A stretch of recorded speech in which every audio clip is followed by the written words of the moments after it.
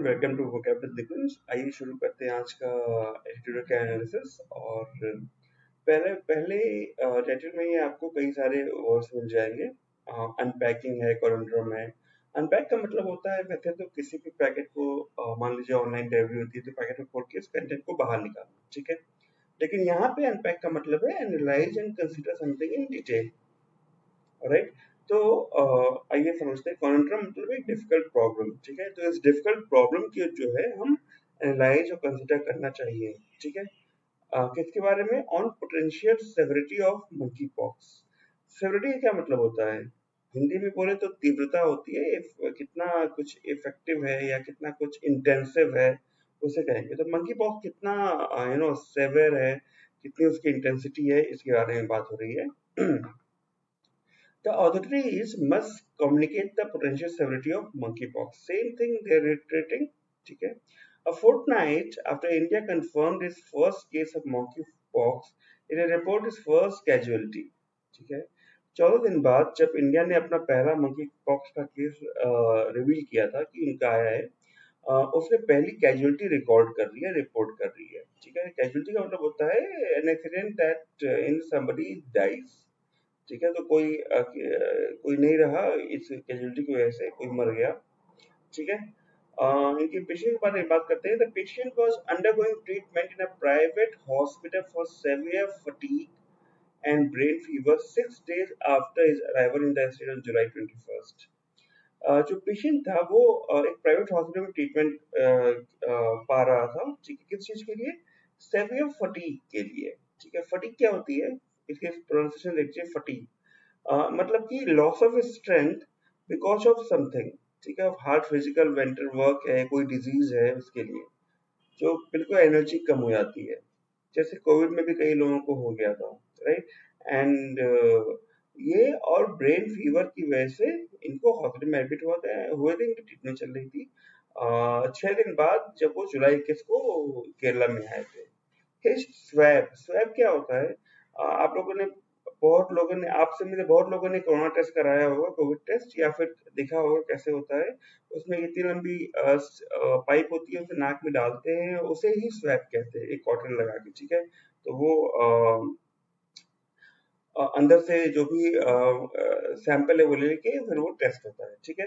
तो इसे ही स्वैब कहते हैं। Cotton that is used to apply medication और क्लींस अ वुंड और obtain a specimen of a secretion, ठीक है। सेक्रेशन क्या होता है? कुछ भी बहता है तो उसे सेक्रेशन कहते हैं। एक मिनट बताता हूँ क्वेश्चन मीनिंग क्या है। हाँ, रिलीजिंग सम सब्सटेंस, राइट। तो नाक के अंदर जो भी चीजें चलती हैं वो उसे सेक्रेशन कहते हैं। तो उसे ऑब्टेन करने को स्वैब से ऑब्टेन करते हैं, ठीक है। तो swab samples have been sent to the ICMR national institute of virology centre in Alappuzha for confirmation. जो उनका स्वैब सैंपल है वो भेजा गया है आईसीएमआर, जो national institute of virology centre है आलापुरा में, वहाँ कंफर्मेशन के लिए। उनकी जो डेथ हुई है वायरस से, वो रिपोर्टेड इट इज रेयर, ठीक है। मतलब जनरली ऐसा सुना नहीं आता है कि मंकी पॉक्स से किसी की डेथ हुई हो, लेकिन ये पहला केस है, इसीलिए हम इसको रेयर मान रहे हैं कि बहुत ज्यादा लोग नहीं जानते हैं, या फिर ये कम ही होती हैं ऐसी डेथ, ठीक है। तो एज द एक्सपीरियंस ऑफ कोविड-19 shows it could vary depending on the population at hand. लेकिन जब हम कोविड-19 के एक्सपीरियंस जैसा हमें दिखाता है, ठीक है, किस तरह की पॉपुलेशन से हम डील कर रहे हैं, इस पे डिपेंड करता है कि डेथ्स ज्यादा होंगी या कम होंगी, ठीक है। क्लियर? इसीलिए रेयर है, अभी मालूम नहीं है, राइट। बहुत कम हुआ है अभी तक।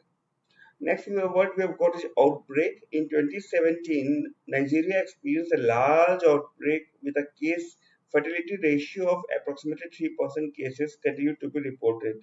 2017 में नाइजीरिया ने एक्सपीरियंस किया था बहुत बड़ा आउटब्रेक। आउटब्रेक क्या होता है? जब कोविड-19 देश में आया था तो फर्स्ट वेव आई थी, उस समय बहुत बड़ा आउटब्रेक हुआ था, ठीक है। सेकेंड वेव में और बड़ा हुआ। तो मतलब होता है आउटब्रेक का sudden violent spontaneous occurrence usually of some undesirable condition, ठीक है। एकदम अप्रत्याशित, सदन, ठीक है, वायलेंट, हिंसा से भरपूर या जिनकी वजह से मौतें हो रही हैं। स्पॉन्टेनियस मतलब बहुत जगह एक साथ होना, पूरे देश में एक साथ फैल रहा था। तो नाइजीरिया ने भी ऐसे एक्सपीरियंस किया था आउटब्रेक, ठीक है। With a case fertility ratio. अब ये केस फर्टिलिटी रेशियो क्या होता है? देखिए, अगर 100 केसेस हो रहे हैं, ठीक है, और उसमें से 2 लोग नहीं रहे, ठीक है, तो वो जो रेशियो बनेगा 100 और 2 का, वो हो जाएगा केस फर्टिलिटी रेशियो। कितनी केसेस रजिस्टर हो रही है, कितनी डेथ्स हो रही है, ठीक है, 3%। तो 100 में से 3 लोग नहीं बच रहे थे। और अभी भी ये रिपोर्ट हो रही है, ठीक है, ये जो आउटब्रेक है। It is a surge outside Africa in 70 countries that has elevated the risk profile of the disease along with the realization that there are considerable gaps in knowledge on whether the disease poses a greater risk to specific population groups, just as is what eventually determined for COVID-19। लंबा sentence देखने को मिला है, आइए समझते हैं। ये जो सर्ज है ना, सर्ज क्या बोलेंगे? सर्ज जनरली देखिए इलेक्ट्रिकल अप्लायंसेस में यूज करते हैं, जब वोल्टेज का अचानक से बढ़ जाता है फिर नीचे आता है, उसे सर्ज कहते हैं, इलेक्ट्रिकल सर्ज, ठीक है। इसे स्पाइक भी कह सकते हैं, SPIKE। कोई भी चीज एकाएक बढ़ती है, तो यहाँ पे जो अफ्रीका के बाहर जो डिजीजेस बढ़े हैं रिपोर्ट होना, ठीक है, उसके बारे में बात हो रही है कि इन 78 कंट्रीज में जो रिस्क प्रोफाइल डिजीज का है, ठीक है, वो ऊपर चढ़ गया है। मतलब पहले कम था, लेकिन अभी 78 कंट्रीज में जल्दी जल्दी हो रहा है, सर्च हुआ है, इसलिए वो रिस्क प्रोफाइल पहले कम था, ऊपर हाई प्रायोरिटी पे आ गया है, ठीक है। अलोंग विद रिलेशन, इस रियलेशन के साथ, मतलब इस चीज को अनुभव करने या समझने के बाद कि नॉलेज में कंसिडरेबल गैप्स हैं। नॉलेज अभी हमारी पूरी नहीं है, उसमें कहीं कहीं कुछ कुछ लैकुने हैं, कुछ गैप्स हैं, ठीक है। किस चीज के बारे में? कि ये डिजीज जो है वो स्पेसिफिक पॉपुलेशन ग्रुप पे ग्रेटर रिस्क पोज करता है कि नहीं। मतलब इस कुछ जो स्पेसिफिक पॉपुलेशन ग्रुप्स हैं, अफ्रीकन पॉपुलेशन हो गई, इंडियन पॉपुलेशन हो गई, तो अभी हमारी नॉलेज पूरी नहीं है कि ये अलग अलग पॉपुलेशन ग्रुप के साथ अलग अलग, किसी पॉपुलेशन ग्रुप के साथ ज्यादा के लिए ज्यादा रिस्की है, किसी के लिए कम रिस्की है, ऐसा है कि नहीं, हमें नहीं मालूम है, ठीक है। Just as it was eventually determined for कोविड-19, जैसे कि कोविड-19 के केस में हुआ था, right. Next word we have got is syndrome. बहुत सारे डिजीज से रिलेटेड वर्ड्स आ रहे हैं, अच्छा ही है। अगर कोई ऐसा डिजीज से रिलेटेड आप लोग को आरसी रीडिंग कॉम्पिटिशन मिल गया अपकमिंग एग्जाम्स में, तो उनके वर्ड समझने में आपको आसानी होगी। इन monkeypox deaths in Brazil and Spain, the patients were reported to have had serious associated syndromes such as encephalitis and lymphoma, though it is unclear what role the virus has played in disease outcome। बहुत ही सुंदर प्रयोग हुआ है यहाँ पे have had का, ठीक है। तो इसमें जनरली ऐसे करते हैं कि I have done my breakfast, तो मैंने अपना ब्रेकफास्ट कर लिया, तो हैव डन, तो यहाँ पे हैव लगाया है, ठीक है, और उसके बाद जो थर्ड फॉर्म वो हैव का था वो लगा दिया है, ठीक है। आइए समझते हैं। इन मंकी पॉक्स जो डेथ्स हुई थी ब्राजील एंड स्पेन में, उसमें पेशेंट्स को मतलब पता चला था कि पेशेंट्स को सीरियस सिंड्रोम्स हैं। सिंड्रोम क्या होता है? A pattern of symptoms indicating of some disease, एक पैटर्न बन जाए। फॉर एग्जांपल कोविड-19 के केस में गले में खराश हो, फीवर हो, अच्छा से कमजोरी हो, तो एक पैटर्न बन जाता है, राइट। ये 3 चीजें हो तो कोविड मोस्ट लाइकली हो सकता है। तो यहाँ पे भी पेशेंट्स जो को पेशेंट्स के बारे में पता चला था कि उन्हें सीरियस सिंड्रोम्स हैं, जैसे कि एंसेफ्लाइटिस एंड लिम्फोमा, ठीक है। लेकिन अभी भी अनक्लियर है कि वायरस ने क्या रोल प्ले किया इस डिजीज को बाहर लाने में, ठीक है, इस डिजीज को स्प्रेड करने में, ठीक है। That monkeypox spreads mainly through sexual transmission and close contact. It is not an airborne disease. Should not be of comfort to health authorities। ये क्या कह रहे हैं कि मंकी पॉक्स जो है वो सेक्सुअल ट्रांसमिशन और क्लोज कांटेक्ट से ही फैलता है, और अनलाइक कोविड ये एयरबॉर्न नहीं है। एयरबॉर्न का मतलब होता है कि हवा से जिसका ट्रांसमिशन, कहते थे ना कोविड के टाइम में कि छींके कोई तो आपसे दूर रही है, तो हवा के थ्रू कोविड आपके सांसों की नलियों में पहुंच के आपके लंग्स तक भी पहुंच जाएगा। तो वो इस केस में नहीं है, यहाँ केवल सेक्सुअल ट्रांसमिशन और क्लोज कांटेक्ट से ही ये फैलता है। लेकिन ये फैक्ट जो है कि एयरबॉर्न नहीं है, it should not be of comfort to health authorities. Health authorities को बहुत चैन से ये मान के नहीं बैठ जाना चाहिए कि बहुत चैन की बात है। आइए समझते हैं कि कोई दिक्कत नहीं है इससे। The death in Trishul highlights the need for a thorough probe as well as a public disclosure on the case progression।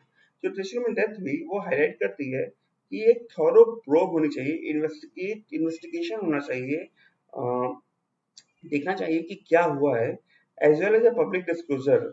जो केस प्रोग्रेस कर रहा है वहां पे त्रिशूर में, उसमें उसमें पूरा पब्लिक डिस्क्लोजर, मतलब पब्लिक को बताना चाहिए कि क्या क्या हुई है, क्या क्या स्टेप्स आए हैं ट्रीटमेंट में, या फिर कैसे सिम्टम्स रहे हैं, लाइक वाइज। ठीक है। It was only later that rashes and blisters showed up. ठीक है। एकदम बाद में पता चला। आइए पहले इसको पढ़ लेते हैं।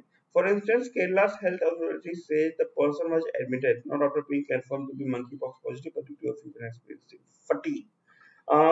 एग्जाम्पल के लिए, जो केरला के हेल्थ अथॉरिटीज है वो बता रहे हैं कि पर्सन जो जो जिनका देहांत हुआ है, वो मंकी पॉक्स पॉजिटिव की वजह से एडमिट नहीं हुए थे। उनको फीवर था और वो थकान महसूस कर रहे थे। ठीक है। और एकदम बाद में ऐसा हुआ कि रैशेस रैशेस मतलब जो लाल लाल चकते पड़ जाते हैं स्किन पे ना, वो, और ब्लिस्टर्स मतलब लाल लाल दाने, जो मंकी पॉक्स से किसी हो भी रहा है, वो they showed up is a Fraser, show up is a Fraser verb, मतलब बिकम अपीयर और बिकम विजिबल। ठीक है। तो ऐसा कह सकते हैं, अगर मुझे एक यूजेज बनाना हो कि today, yesterday I showed up later at my office, मतलब कल मैं ऑफिस के लिए लेट हो गया था, मैं कल लेट पहुंचा। ठीक है, ये तो यूजेज हो गया, सॉरी। चलिए। तो वो बाद में हुआ कि रैशेस और ब्लिस्टर्स आ गए। इंट्रिग्यूइंगली, इंट्रिग एक वर्ड है। ठीक है। ये यहाँ तो इंट्रिग्यूइंगली एक एडवर्ब है, इसका मतलब कि कुछ भी ऐसी चीज जो किसी की क्यूरियोसिटी और इंटरेस्ट बढ़ाती है। तो ये कुछ इंटरेस्टिंग बात कहने जा रहे हैं, इसलिए इन्होंने वर्ड लगाया है intriguingly. That he had tested positive for monkeypox was disclosed to the health authorities a day before he died. और मतलब कि वेरी इंटरेस्टिंगली कह सकते हैं कि वो मंकी पॉक्स के लिए पॉजिटिव उसी दिन हुए, और एक दिन हुए, अगले दिन उनका देहांत हो गया। Getting my point. तो अभी तक उनका ट्रीटमेंट जो था वो मंकी पॉक्स का नहीं हो रहा था, थकान, फीवर और इसकी वजह से हो रहा था। ठीक है। It is to rule out a misdiagnosis of monkeypox by the UAE that NIB has undertaken a retest. Rule out again, it is a phrasal verb। ठीक है, मतलब कि rule out क्या मतलब होगा यहाँ पे, एक minute. Make impossible specially beforehand, include और एक्सक्लूड या डिसमिस। ठीक है, डिसमिस कह सकते हैं। तो डिसमिस करने के लिए कि यूएई ने मिस डायग्नोसिस किया है। ठीक है, यूएई ने, ये पेशेंट यूएई से आया, वहां पे इनको कुछ सिम्टम्स आए होंगे, वहां पे कैसा डायग्नोसिस हुआ। तो ये रूल आउट करने के लिए कि यूएई ने गलत ट्रीटमेंट किया, गलत डायग्नोसिस किया, एनआईवी जो नेशनल इंस्टीट्यूट ऑफ बायोलॉजी के है, वो उन्होंने क्या किया है, रीटेस्ट किया है। ठीक है। India has announced a task force to monitor the disease spread। India ने एक टास्क फोर्स मॉनिटर वो अनाउंस कर दिया है, जो डिजीज, इस रोग के स्प्रेड को मॉनिटर करेगा। ठीक है। Indian Council of Medical Research has isolated the strain of the virus and invited vaccine makers to develop vaccine। जो ICMR है, उन्होंने जो स्ट्रेन है वायरस का, इसका मीनिंग कैसे छूट गया मुझसे। स्ट्रेन का मतलब होता है, यहाँ पे वेरिएंट होगा स्ट्रेन का मतलब। ठीक है।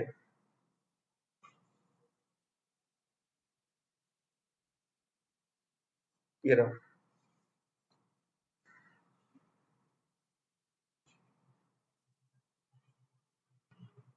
ठीक है। तो अभी इसका मतलब समझ लीजिए, जो वायरेंट जो वेरिएंट है, उसका वो मतलब होगा कि उन्होंने आइसोलेट कर दिया है, उन्होंने एक जगह किनारे कर दिया है, ताकि और लोग इससे अफेक्टेड ना हो।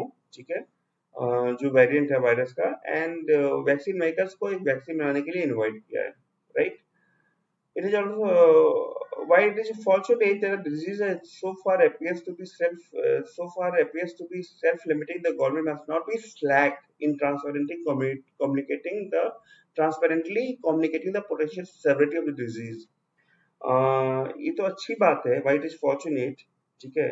अच्छी बात है कि अभी तक डिजीज जो है वो सेल्फ लिमिटिंग है, मतलब अपने आप नहीं फैल रहा है, एक पर्सन में हो रहा है फिर वहीं पे खत्म हो जा रहा है, ऐसा ही कहना चाह रहे हैं। ठीक है। लेकिन इससे गवर्नमेंट को स्लैक नहीं होना चाहिए। स्लैक का क्या मतलब होता है, लैगिंग रिगर और स्ट्रिक्टनेस। बहुत लूज नहीं होना चाहिए कि हाँ ये तो कुछ नहीं है, बस ऐसे ही अपने आप ठीक हो जाएगा। ठीक है। और किस चीज में, इन ट्रांसपेरेंटली कम्युनिकेटिंग, कम्युनिकेट करें ट्रांसपेरेंटली, हर चीज दिखाते हुए। क्या चीज के बारे में, the potential severity of the disease, की डिजीज कितना इफेक्टिव है, कितना सेवियर है। ठीक है। कितनी तीव्र इसकी मारक क्षमता है डिजीज की, एंड लाइक वाइज। ठीक है। तो ये था आज का एनालिसिस। कैसा लगा आपको let me know in the comment section. और अगर अभी तक आपने सब्सक्राइब नहीं किया, अपनी वोकैब बढ़ाना चाहते हैं, तो आप यहाँ क्लिक करके सब्सक्राइब कर सकते हैं। Thank you for watching. Bye bye.